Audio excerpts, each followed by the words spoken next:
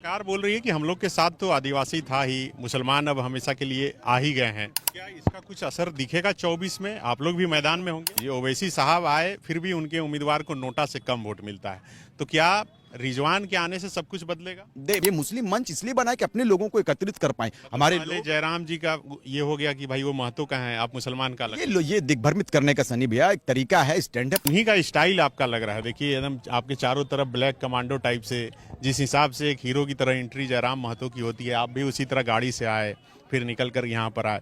एकदम लग रहा है कि एक ही राह पर चल रहे हैं। तो ये हमने कहा है कि मुसलमान 70 वर्षों में सिर्फ जिंदाबाद किया है, मुसलमानों पर बात कोई नहीं कि अल्पसंख्यक आयोग का गठन नहीं हुआ, आलिम और फाजिल के दर्जे को समाप्त कर दिया गया है। जो मदरसे पे जिस उर्दू मदरसे में जिसमें दीनी तालीम के अलावा दुनियावी तालीम भी होता है, दुनियावी शिक्षा होती है, उसको बंद करके जुमा के दिन में बंद करके संडे को किया जा रहा है। आप हमें सिर्फ वोट बैंक बनाकर रखोगे, अब ये तकदीर को बदलेंगे। अंजुमन से हमारी लगातार बात हो रही है, पूरे झारखंड के अंजुमन का हम लोगों ने कांटेक्ट किया है, तमाम लोग हमारी बातों को सहमति दे रहे हैं। हमने कहा है कि बात अधिकार पर होगी, बात सिस्टम पर होगी। हमारे लोगों को वंचित यदि किया जाता है तो आंदोलन बड़ा होगा। क्या इसका कुछ असर दिखेगा 24 में? आप लोग भी मैदान में होंगे। बिल्कुल, हम लगातार अपने लोगों से परामर्श कर रहे हैं, अपने लोगों के बीच में जा रहे हैं, अपने तमाम सदर से, सेक्रेटरी से, तमाम उलमाओं से, तमाम मौलानाओं से, हर लोगों से, हर अपने नौजवानों से, माओं से, बहनों से हम लोग लगातार कैंपेनिंग कर रहे हैं। लगातार पॉकेट मीटिंग हो रही है हमारी, पूरे झारखंड में जा रहे हैं। अब हमारी कार्यक्रम झारखंड से लेकर दिल्ली तक का भी सफर, हमने कहा था शुरुआती दौर में कि हमारा कार्यक्रम अगर जंतर मंतर में भी हम लोगों को धरना देना पड़ेगा, तो जिस तरह से देश की आज़ादी में हमारे उलमाओं ने अपने गर्दन को कटाने का काम किया है, जिस तरह जैक के निर्माण में कुतुबुद्दीन अंसारी ने 6 गोली अपने सीने पर खाया है सर, उसके नामों को मिटा दिया गया। लेकिन अब इतिहास स्वर्ण अक्षर में लिखेंगे और इतिहास को बदलकर सिस्टम बनाने का काम करेंगे। लेकिन सरकार बोल रही है कि हम लोग के साथ तो आदिवासी था ही, मुसलमान अब हमेशा के लिए आ ही गए हैं।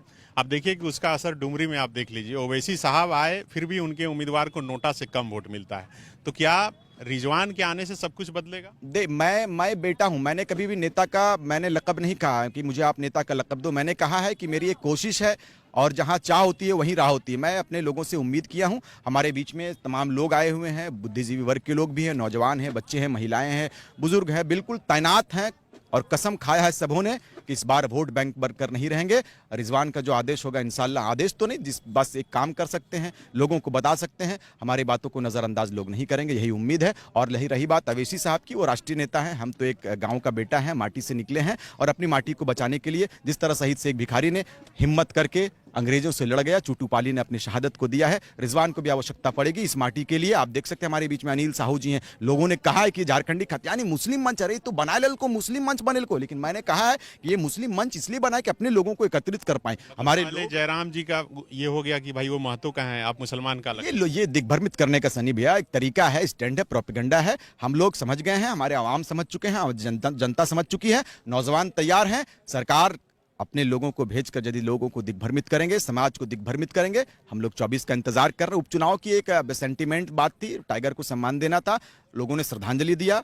वहाँ के लोगों को बधाई भी दूंगा कि आपने श्रद्धांजलि देने का काम किया, जिस तरह से हाजी हुसैन अंसारी को श्रद्धांजलि दिया। अब श्रद्धांजलि का दौर खत्म, अब अधिकार पर बात होगी, माटी की सुरक्षा पर बात होगी। अब हम लोग बिल्कुल अब जात पात से हटकर, पारिवारिक सिस्टम से हटकर बिल्कुल बुनियादी बातों को लाएंगे आगे। और जो लड़ने वाले योद्धा हैं उसको हम लोग चुनकर बात करेंगे और चुनकर भेजेंगे। हमसे बहुत सारे लोगों ने कहा कि हम भी तो आएंगे चुनाव में, आप चुनाव में बेशक आइए, लेकिन इस बार जो खतियान की बात जिन्होंने किया है, हम लोग उसको चुनकर सदन में भेजने का काम करेंगे। तो आपकी लड़ाई जयराम महतो और आप लोग सब साथ में मिलकर ही किए थे, आप उससे अलग हुए, उन्हीं का स्टाइल आपका लग रहा है। देखिए एकदम आपके चारों तरफ ब्लैक कमांडो टाइप से, जिस हिसाब से एक हीरो की तरह एंट्री जयराम महतो की होती है, आप भी उसी तरह गाड़ी से आए, फिर निकल कर यहाँ पर आए। एकदम लग रहा है कि एक ही राह पर चल रहे हैं। तो ये दोनों की राह जो है एक कब होगी? अब हमारे पूर्वजों ने जिस तरह से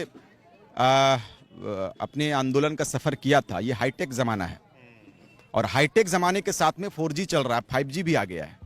अब 5G के स्टाइल में हम चाहेंगे कि 5G के स्टाइल में पूरा झारखंड चले और हम लोग आप बिल्कुल नहीं सिस्टम पर आएंगे और बिल्कुल हम लोग सिस्टम से चलेंगे। ये तो लोगों की मोहब्बत है, ये तो कमेटी वालों ने हमारे लिए ये सुरक्षा का मुहैया किया था कि अगर किसी प्रकार का इस तरह से जो भी हो, लेकिन ऐसे तो कुछ होता नहीं। हम लोग क्रांतिकारी विचारधारा के साथ में, हमारी विचारधारा बिल्कुल समान रूप से चलती है कि हमारे लोग कहाँ हैं, हमारे अंदर आज किस चीज़ की कमी हो गई है, हमारे लोगों को किस रूप में ठगा जा रहा है, किस रूप में आंदोलन को कमज़ोर किया जाता है। फिर वही चुनाव की बात होगी, फिर वही जेएमएम, झारखंड मुक्ति मोर्चा, आजसू, बीजेपी और कांग्रेस की बात होगी। लेकिन इस बार दल से हटकर पार्टी से हटकर माटी पर बात करेंगे और माटी पर जो बात करेगा उसी को सरकार हम लोग बनाने का काम सवाल ये था कि जयराम महतो के साथ आएंगे रिजवान। ये वक्त बताएगा। और अभी भी हम लोग विचारधारा समान रूप विचारधारा के साथ चल रहे हैं। हम अपने लोगों को जगा रहे हैं, वो समान रूप से वो भी काम कर रहे हैं। हमारे लोगों के बीच में काम करेंगे, अपने कमेटी के साथ बैठेंगे, उलमाओं के साथ बैठेंगे। तमाम जो झारखंड में हमारी कमेटी बनी हुई है, हमारे लोग हैं, कोर कमेटी है, पदाधिकारी हैं, तमाम लोगों के साथ में बैठेंगे, विचार बनेगी